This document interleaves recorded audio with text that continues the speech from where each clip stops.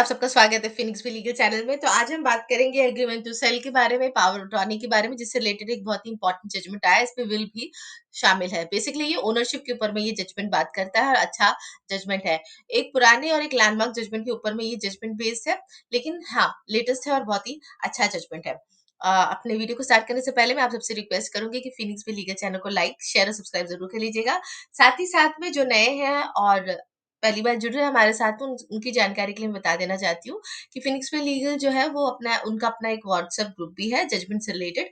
यहाँ पर हम जो लैंडमार्क जजमेंट्स होते हैं, चाहे वो नए जजमेंट्स हो चाहे वो पुराने जजमेंट हो, लेकिन जो लैंडमार्क जजमेंट्स होते हैं, चाहे वो सिविल पे हो या क्रिमिनल पे हो या फिर आपका एमएससीटी एक्ट पे हो या लैंड एक्विजिशन एक्ट पे हो, तो जो भी अन्य हमारी जिंदगी पे जरूरत पड़ सकती है, खाली सिविल का नहीं बाकी भी चीजें होती हैं जो लाइफ को अफेक्ट करती हैं, उनके लैंडमार्क जजमेंट्स इस जजमेंट ग्रुप में रोज का एक दिया जाता है। और ये पीडीएफ कॉपी प्रोवाइड करवाई जाती है। इसमें इंग्लिश और हिंदी दोनों में अलग अलग दी जाती है। सिर्फ जजमेंट ही हम नहीं देते, उसके साथ साथ में उसका एक लीगल नोट भी आपको देते हैं, ताकि जो 70-80 पेज का जजमेंट नहीं पढ़ना चाहते तो लीगल नोट पढ़कर भी वो जजमेंट को समझ सकते हैं। इसी के साथ-साथ में हमें एक जजमेंट सर्च की फैसिलिटी भी देते हैं, जो फ्री ऑफ कॉस्ट होता है, इसके साथ में रहता है। और इसमें बस हम एक जजमेंट आपको ढूँढ के देंगे और उस जजमेंट, लेकिन वो बढ़िया जजमेंट आपको ढूँढ के देंगे और साथ में उसमें उस जजमेंट का लीगल नोट्स भी रहेगा। इस जजमेंट सर्च से रिलेटेड मैं एक बात ज़रूर बोलना चाहूँगी, क्योंकि हमारे पास बहुत सारे रिक्वेस्ट आते हैं एवरीडे कि हमें जजमेंट सर्च करके दीजिए। तो मैं एक चीज़ ज़रूर बताना चाहूँगी आप लोगों को, क्योंकि उसमें हमें प्रॉब्लम फेस हो रहा है। वो ये है कि आप अपना पूरा फैक्ट्स ऑफ द केस बता देते हो, मतलब आपकी पूरी केस की स्टोरियाँ बता देते हो। जब भी हम जजमेंट सर्च करते हैं तो हमें जिस मेन चीज का हमें ध्यान रखना पड़ता है वो ये है कि क्या लीगल पॉइंट को हम देख रहे हैं, क्या लीगल आर्गुमेंट को हम देख रहे हैं। लीगल आर्गुमेंट का मतलब ये होता है कि क्या पॉइंट हम कोर्ट में प्रूव करना चाहते हैं, हम क्या बोल रहे हैं कि इस चीज के लिए जजमेंट ने ये बात बोली है। तो अगर आप पूरा केस का मुझे फैक्ट्स भेज देते हो हमें, या फिर आप हमें मतलब बताते नहीं हो कि ये अपना केस आप इस पे जजमेंट रुके, तो हमें समझ में नहीं आता है कि आपको एक्चुअली में चाहिए क्या। तो इस चीज का ध्यान रखें। आप क्लियर कट बताएं कि आपको किस विषय पे वो जजमेंट चाहिए, किस सेक्शंस पे आपको जजमेंट चाहिए और क्या चाह रहे हैं आप उस जजमेंट पे, क्या लुक आउट कर रहे हैं। तभी तो जजमेंट सर्च करना पड़ता है ना। आप इतना हजारों लाखों जजमेंट्स उसके बीच में से आपको क्या चाहिए वो निकालना थोड़ा-सा मुश्किल काम होता है, लेकिन अगर आप वो क्लियर बताओगे तभी हम वो काम तरीका से कर सकते हैं। दूसरा चीज़ जजमेंट को लेकर मैं ज़रूर बताना चाहूँगी कि जजमेंट पुराना है, मुझे लेटेस्ट जजमेंट चाहिए। देखिए ये कोई लॉजिकल चीज़ नहीं होती है। जजमेंट जब तक उसको हटाया नहीं जाता है, मतलब सुप्रीम कोर्ट से उसको सेट असाइड नहीं कर दिया जाता है, वो जजमेंट वैलिड रहता है। ठीक है? That is the only ground अब हम वो जजमेंट को नहीं यूज़ कर सकते। अदरवाइज़ जजमेंट चाहे कितना ही पुराना क्यों ना हो, अभी भी हम कोर्ट पे कभी-कभी 1960, 1970s का जजमेंट भी हम यूज़ करते हैं, क्योंकि वो एक लैंडमार्क जजमेंट्स होते हैं। और वो हम जो इश्यू को ढूँढ रहे हैं वो सिर्फ़ उसी जजमेंट में मिलता है, नए जजमेंट में हमें नहीं मिलता है। तो नया पुराने का जो रहता है ये आपका भ्रम होता है। ऑल्सो इट शोज़ दैट कि आपको आपकी लीगल नॉलेज उतनी स्ट्रांग नहीं है, क्योंकि कोई प्रैक्टिस में जो होता है वो इस चीज़ पे नहीं आता है। वो कभी नहीं बोलेगा कि ये नया जजमेंट है। मेन चीज़ हमें बस देखना है कि जजमेंट कहीं सेट असाइड तो नहीं हो गया है। ऑलराइट, तो ये बात का ध्यान रखें जब भी आप हमसे जजमेंट माँगते हैं तो। अभी जो जजमेंट का जो एक्सेस आपके पास में रहेगा 1 साल तक के लिए रहेगा ये व्हाट्सएप ग्रुप में।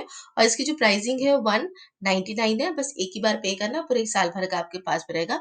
जो भी जॉइन करना चाहते हैं वो ये नंबर पे मैसेज कर सकते हैं। आपको पेमेंट लिंक भेज दिया जाएगा। जैसे आप पेमेंट करोगे आपको जजमेंट के साथ में जोड़ दिया जाएगा। ऑलराइट, तो चलिए अब वीडियो को हम स्टार्ट करते हैं। ये लेटेस्ट जजमेंट है अपना रमेश चंद्र वर्सेस सुरेश चंद्र। इसका जो न्यूट्रल साइटेशन है वो है 2025 INHC 1059। ये अपना 1 सितंबर को ही इसका डिसीजन हुआ। अब इसकी कहानी क्या है?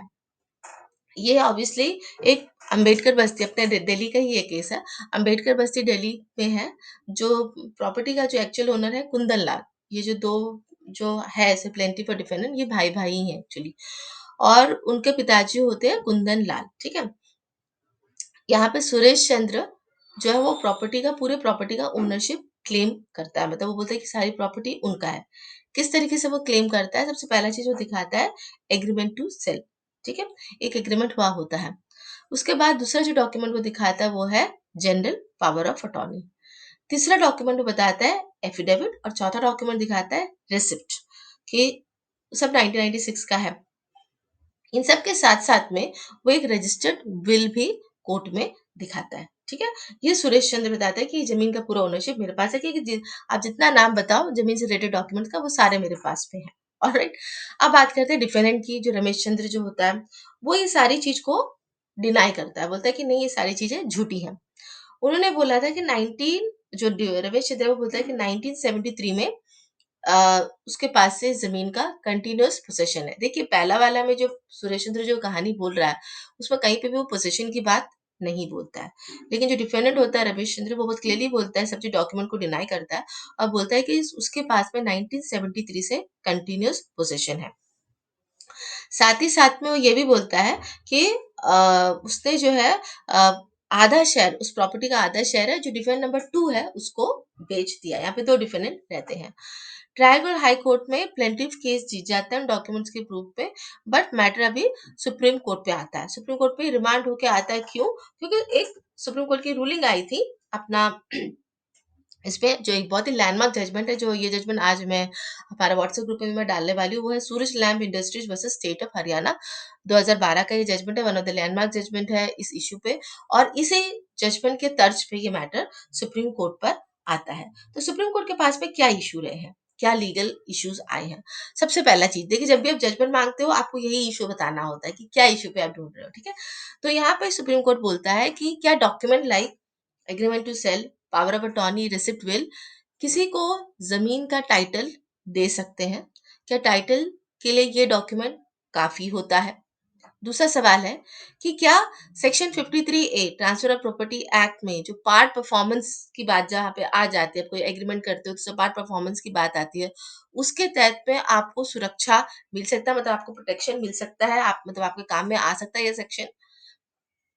क्या राइट्स है यहाँ पे, जितने भी पार्टीज हैं, प्लेंटिफ हो, डिफेंड नंबर 1 हो, डिफेंड नंबर 2 हो, इनके क्या राइट्स बन रहे हैं इस प्रॉपर्टी पे, ठीक है? अब एक एक करके सुप्रीम कोर्ट ने बहुत ब्यूटीफुली हर एक डॉक्यूमेंट का यहाँ पे डाइसेक्शन, या हम बोल सकते हैं ऑपरेशन किया है। सबसे पहले यहाँ पे बात करी जाती है agreement to sell, general power attorney, affidavit और रिसिप्ट, ये तीन, क्योंकि ये डॉक्यूमेंट्स हमेशा साथ पे आते हैं। इस पर सुप्रीम कोर्ट ने बोला कि as per section 54 of transfer of property act, ownership movable property about ₹100 transfers only through a registered sale deed. यहाँ पे 54 of transfer property act section की बात की गई है, जहाँ पे बहुत क्लियरली कट बोला जाता है इस सेक्शन में कि कोई भी अगर प्रॉपर्टी जिसकी वैल्यूएशन 100 रुपए से ऊपर होती है, उसका जो भी ट्रांसफर होगा, प्रॉपर्टी का ट्रांसफर मतलब एक आदमी से दूसरे आदमी पे जब भी होगा, वो एक रजिस्टर्ड सेल डीड के थ्रू ही होगा। सिर्फ एग्रीमेंट टू सेल करने से नहीं होगा, it has to be a registered sale deed. Law बहुत क्लियर है इसमें। दूसरे पॉइंट पे सुप्रीम कोर्ट ने बोला है, an agreement to sell does not create title interest, it only enables suit for specific performance. Just because आपके पास में एक एग्रीमेंट टू सेल है, इसका मतलब ये नहीं है कि आपके पास में जमीन का टाइटल है। इसका मतलब सिर्फ यही होता है कि कॉन्ट्रैक्ट आप लोगों के बीच में भी है, और अगर कोई एक पार्टी अपना पार्ट ऑफ कॉन्ट्रैक्ट, जो उसका ड्यूटी जो होता है कॉन्ट्रैक्ट के तर्ज पे, अगर वो नहीं करता है तो दूसरी पार्टी कोर्ट जा सकती है। दैट्स ऑल एक एग्रीमेंट टू सेल मीन करती है, ठीक है? अब बात करते हैं जनरल पावर अटॉर्नी की। जनरल पावर अटॉर्नी एक अरेंजमेंट होता है, कहीं से भी एक ट्रांसफर या ओनरशिप का डॉक्यूमेंट कभी भी नहीं हो सकता है। मैं उस जगह पे नहीं जा पा रहा हूँ, इसलिए मैंने किसी को पावर ऑफ अटॉर्नी दे दिया। पावर अटॉर्नी देने का मतलब ये नहीं कि मैंने उसको टाइटल दे दिया या ओनरशिप दे दी मेरी प्रॉपर्टी की, ठीक है? एफिडेविट और रेसिप्ट की बात में करते हैं, तो सुप्रीम कोर्ट ने बहुत क्लियर कहा है कि एक एफिडेविट और रेसिप्ट कभी भी रजिस्टर्ड सेल डीड को रिप्लेस नहीं कर सकता है। चाहे आपके पास से पूरा पैसा देने का रिसिप्ट ही क्यों ना हो, लेकिन अगर वो जमीन आपने रजिस्ट्री नहीं कराई है, तो वो रिसिप्ट आपके कोई काम पे आने वाली नहीं है। आपके काम पे आ सकती है अगर आप स्पेसिफिक परफॉर्मेंस ऑफ कॉन्ट्रैक्ट का केस डाल लो, लेकिन आप ओनरशिप का अगर आप केस डालोगे तो वो काम नहीं करेगा। तो इसीलिए सुप्रीम कोर्ट ने कहा कि इसलिए सारे चार डॉक्यूमेंट जो है किसी को भी ओनरशिप कन्फर नहीं करते हैं। ये एक बहुत इंपॉर्टेंट लाइन है सुप्रीम कोर्ट के जजमेंट्स का, और ये बहुत सारे आने वाले केसेस में यूज होगा।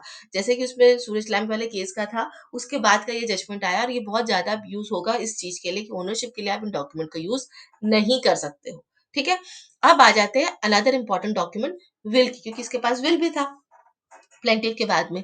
विल का सुप्रीम कोर्ट ने बोला है कि विल का उपयोग किसी व्यक्ति के मरने के बाद में ही यूज किया जा सकता है, ठीक है? वो स्ट्रिक्टली लॉ बोलता है। ये अपना सेक्शन 63 सक्सेशन एक्ट और सेक्शन 68 एविडेंस एक्ट बहुत क्लियरली विल का जो अथॉरिटी होता है उसके बारे में बात करता है। यहाँ पे प्लेंटिफ ने विल के जो अटेस्टिंग विटनेस थे वो भी वो नहीं लाया था। यहाँ पे सस्पिशियस सर्कमस्टांसेस जो एक विल के लिए होता है, क्रिएट होता है, वो बहुत ब्यूटीफुली इस केस में क्रिएट हुआ है। क्यों? पिता के 4 बच्चे थे। ऐसा कैसे हो सकता है कि वो सारे की सारी प्रॉपर्टी सिर्फ़ एक ही बच्चा को देगा? और बाकी तीनों को क्यों नहीं दे रहा, वो रीज़न भी नहीं यहाँ पे दे रहा है। वो अपने आप में एक सस्पिशियस सर्कमस्टेंसेस क्रिएट कर रहा है, ठीक है? और बाकी को क्यों नहीं दे रहा है या उनके लिए क्या किया गया था पहले से कोई भी बात इस विल में नहीं होती है। इसलिए यहाँ पे विल भी प्रूव नहीं हो पाती है। अगर विल प्रूव ही नहीं हुई तो एक्सक्लूसिव टाइटल की बात भी यहाँ पे नहीं आती है। अब यहाँ पे हम बात करते हैं सेक्शन 53 ऑफ ट्रांसफर प्रॉपर्टी है जिसमें पार्ट परफॉर्मेंस की बात करती है। इसके लिए बहुत इंपॉर्टेंट एलिमेंट जो रहता है वो ये रहता है कि आपके पास में पोसेशन होना चाहिए। ठीक है? अगर आप बोल रहे हो कि ठीक है ये सब कुछ हो गया और मेरे पास तो पोसेशन पे है, पोसेशन आपके पास में होना सेक्शन 53 ए का एक बहुत इंपॉर्टेंट रिक्वायरमेंट होता है। लेकिन यहाँ पे तो आपने खुद केस ही पोसेशन लेने के लिए डाला है। ओनरशिप के लिए तो डाला ही डाला है, साथ में आपने खुद ने पोसेशन के लिए भी डाला है, तो इसमें सिंपली पता चलता है कि आपके पास में पोसेशन ही नहीं था। जब आपके पोसेशन में ही नहीं था, तब आप 53 ए का अपने लिए यूज़ कैसे कर सकते हो, अपने लिए सपोर्ट आप कैसे ले सकते हो। फाइनली क्या होता है? फाइनली सुप्रीम कोर्ट ने बोलता है कि जहाँ यहाँ ना विल प्रूफ हुआ है, ना ही जो बाकी के डॉक्यूमेंट्स है वो प्रूव हुए हैं, इसलिए ये जो प्रॉपर्टी है, ये सारी की सारी प्रॉपर्टी जो हमारे हिंदू सक्सेशन एक्ट के हिसाब से जो क्लास 1 की जो लीगल है, उसके हिसाब से ये डिवाइड होगी।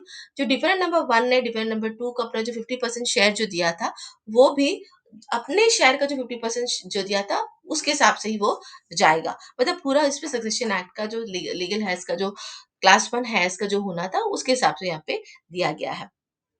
और जो हाई कोर्ट का जो जजमेंट था, ट्रायल कोर्ट का जो जजमेंट था, वो सुप्रीम कोर्ट ने सेट असाइड किया है और प्लेंटिफ का पूरा केस यहाँ पे डिसमिस हो गया है और डिफेंडेंट्स का नंबर 2 का जो राइट था, जो आधा पोर्शन जो उसको उसके भाई ने दिया था, उसका प्रोटेक्शन भी यहाँ पे मिलता है। तो क्या हम उस पूरे जजमेंट समझ के आते हैं कि देखिए डॉक्यूमेंट्स होते हैं, लेकिन डॉक्यूमेंट्स का क्या यूज़ होता है, उसका क्या अल्टीमेट कंफर्मेशन रहता है ओनरशिप को लेकर, वो सारी चीजें इस जजमेंट पे क्लियर करते हैं। ऑलराइट व्यूअर्स, तो आई होप आपको आज का ये जजमेंट अच्छा लगा। अगर अच्छा लगा तो लाइक से सब्सक्राइब जरूर कीजिएगा।